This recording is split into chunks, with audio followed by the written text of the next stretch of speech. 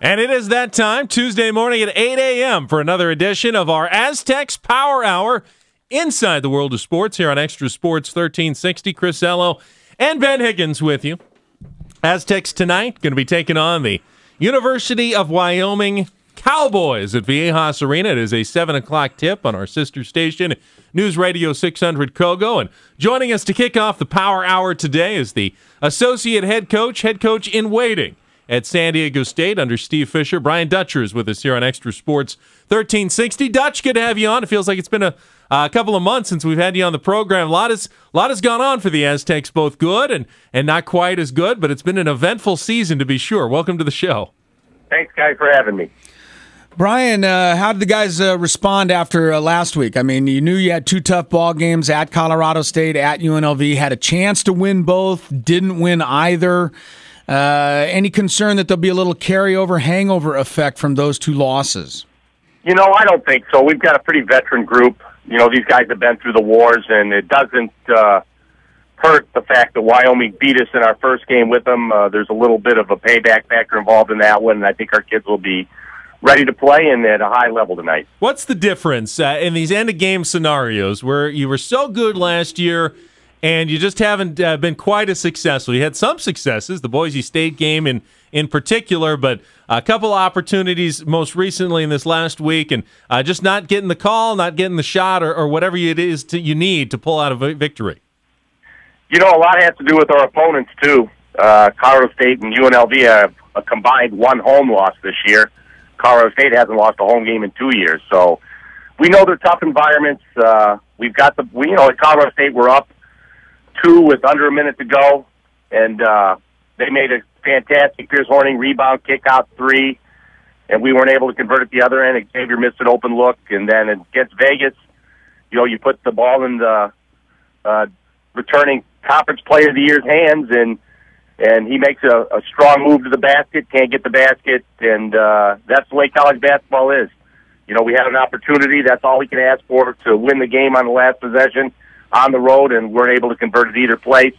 So the kids are disappointed, but they also realize there's a lot of basketball ahead of them this season, and it starts tonight with Wyoming.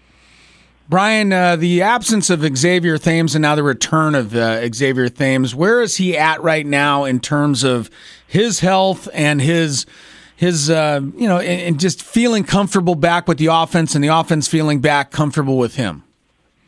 I thought X played really well at Colorado State. He made big shots. He played well at Vegas. The only thing that's lacking right now, obviously, is conditioning because he hasn't been on the floor playing game minutes, playing practice minutes. So I think he fatigues a little bit faster than what we're used to seeing. Obviously, he's still dealing with a stiff back, a sore back, but he's putting up with it. He's not a complainer. Coach, I heard him ask him yesterday before practice, how you feeling, X? He says, I'm feeling good. He said, no, X, how you feeling? He says, I'm stiff. But it's that time of the year where if you can play, you need to be on the floor, and he's doing all he can to help us. Obviously, we'd like him in a little better shape, but we can't run the risk of injuring his back to get him in shape, to do the extra running, the extra reps in practice. I made the argument yesterday morning on the show that I thought that this year's team, even though the record isn't as good, is a better overall team than last year's team that got a 6th seed in the NCAA tournament. I was kind of glad to hear Coach Fisher basically agree with me at his news conference yesterday. What's your opinion, Coach Dutcher, on comparing last year's team to this year's team? I think they're similar in a lot of ways. Obviously, J.J. O'Brien's given us great minutes. He's been a real factor offensively for us the last months. And, they continue to get better. Skylar Spencer gets better. Deshaun, even though he's a senior, has not played a lot of basketball. So they're getting better. But I hate to compare teams. I think, we're obviously close to last year's team. But in the end, it's all reflected in wins. And last year's team right now has a higher win total. So it's hard for me to say that this year's team is definitely better. I think they're on par with a lot of the same players. And maybe we have a higher ceiling with this team. Maybe we can, if we can get hot rate at the right time, make a deeper run. Do you believe in a bit of the magic of college basketball and the magic of a team, and where a team just kind of comes together and has that good feeling and good things happen at the end of close games, and maybe that this year's team hasn't quite captured that magic yet, Coach? You know, you've got to make shots to get that magic. And last year, you think back to our UNLV game at home when Jamal had the ball in his hand, same situation, made the tough runner. And we just made those shots last year. Same players taking the same shots, and unfortunately not the same result. But I think a lot of that has to do with the conference is better from top to bottom. Last year we had the Big Four, you know, UNLV, New Mexico, Colorado State, and the Aztecs. And this year there have been teams that have crept up into that range. Air Force, which had struggled, is winning a lot of games. Boise State, as we saw last year and this year, is very competitive. Wyoming this year has already won 18 games. And so I think the conference top to bottom is better, and it's harder to get those wins. Aztecs men's basketball associate head coach in waiting, Brian Dutcher, is our guest here on our Aztecs Power Hour on Extra Sports 1360. Do you think that the NCAA Tournament Committee will give the Mountain West the respect that it has probably earned this year when it comes time to pick teams? Or do you worry that because you're playing out on the West Coast and there's been a history of teams getting overlooked sometimes, that there is a danger of teams getting left out that deserve to be in the tournament? You always run that risk when you leave it in someone else's hands. So, you know, the only sure team to get in is the one that wins the conference tournament at the end of the year. And you look at just last year's example, the Pac-12, Washington won the regular season in the Pac-12, and for the first time in their history did not make the NCAA tournament. So you're never comfortable until your name is called.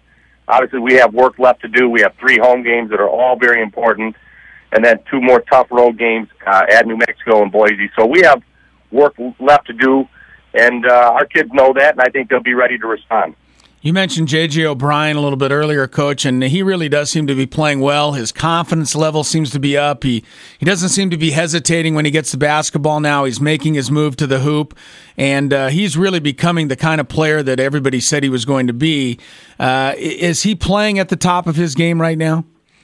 Yeah, I think so, and he's dealing with a bad thumb. You know, he's taped up every game, but you saw for the first time this year against Vegas, he hit a deep 3.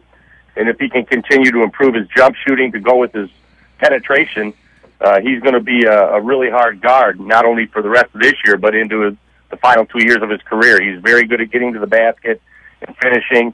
And as his jump shot improves, he'll be really, really, really good for us. Taking a closer look at tonight's game, Coach, we had Larry Shyatt on yesterday, and he seemed to be pretty indicating that Leonard Washington was not going to be able to play tonight. Maybe he's trying to pull a fast one or use a smoke screen, but how are you guys preparing? I know he had a great game against you up in Laramie earlier in the season, and how does that change the opponent if they don't have him available? Well, obviously it'll hurt them significantly, but we're preparing like he will be on the floor instead of saying he's not going to be. And everybody deals with injuries, no one more than the Aztecs. We have Rayhan out right now. He took a shot to the shoulder by Bennett, and he's kind of day-to-day as he continues to try to get range of motion back into it, and Xavier's missed 4 games. So we all deal with injuries. We all deal with having to piece together different game plans. And so Larry Shyatt's an excellent coach. I'm sure with or Leonard Washington, their game plan will be the same. It'll be to shorten the game. They'll run a lot of clock.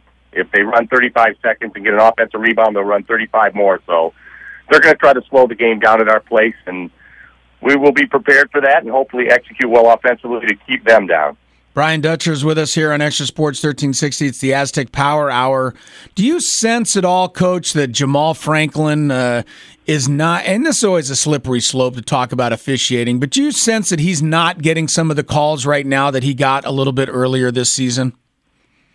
You know, I think like any player, all these coaches send in clips of calls that they think they should have got, didn't get to the conference officiating commissioner. And I think last year the complaint was that Jamal initiates a lot of the contact, and so I think he's getting fewer calls than he got last year. Now, whether it's right or wrong, officiating is subjective. You know, you sit there and you try to evaluate who initiated the contact, and I think Jamal probably is deserving of a few more calls than he's getting right now, but you have to adjust the officiating. You can't sit there and complain about it. If they're going to call the game a certain way, you have to play it that way and try to do your best to get to the foul line and make those free throws. I'm chuckling here, Coach, because you tell me about coaches sending in DVDs of calls that they feel were missed, and I'm picturing like that Indiana Jones warehouse somewhere in the Mountain West Conference. It's just a huge warehouse of calls that have been missed. Yeah.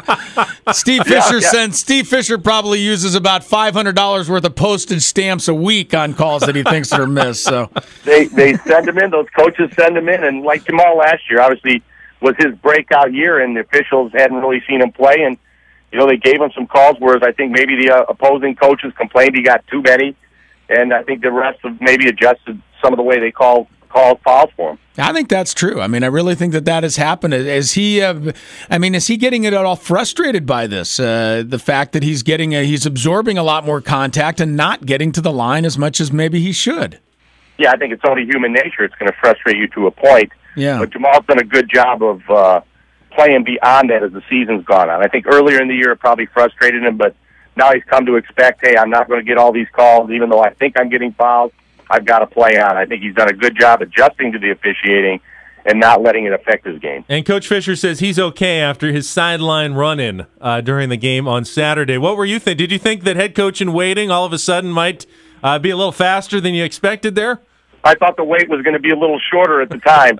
But, Coach bounced up. Coach is a former player, so he bounced up and he continued on, and he was a little sore, but he's ready for action again tonight. If anybody on the coaching staff was going to take a charge, I thought it would be Tim Shelton, standing up and taking a charge over there on the bench, but it was Coach Fisher during the game on Saturday at UNLV.